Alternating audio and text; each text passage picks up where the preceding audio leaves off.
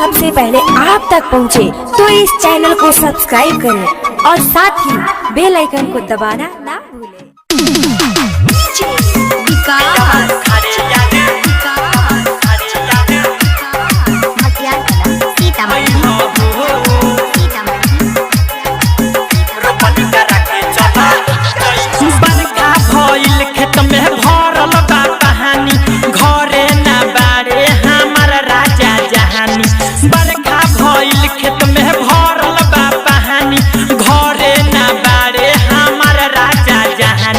खड़े यार आई हो रोपनी करा के चलो जई हो बियावा खड़े यार आई हो रोपनी करा के चलो जई हो बियावा खड़े यार रोपनी करा के चलो जई हो रोपनी करा के चलो जई हो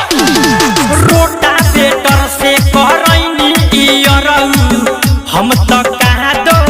पाक हो पानियों भी बरल हल बाटे बनल काहे करत बानो बाक हो सुन ना रोटा बेटर से करैनी इयरऊ हम तो कहाँ दो पाक हो पानियों भी भरल हल बाटे बनल काहे करत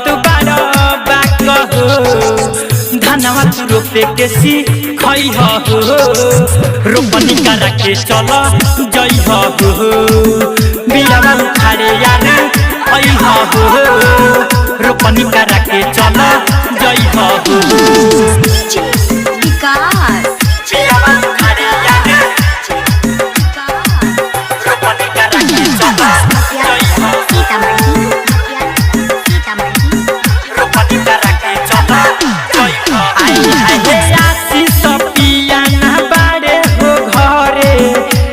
से बनी परेशान हो सुनो वीर जस बिहारी बीट के रूपे के बाधान हो आशीष पिया ना बारे हो घरे एही से बनी परेशान हो सुनो वीर जस बिहारी और बीट के रूपे के बाधान हो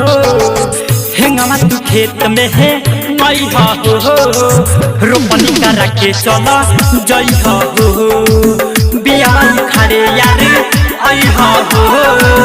रोपनी करा के चलो जई हो बरखा भइल खेत में भरल बा कहानी घरे ना बारे हमार राजा जहानी बरखा भइल खेत में भरल बा कहानी घरे ना बारे हमार राजा जहानी बियावा खड़े यार आई हो रोपनी करा के चलो जई हो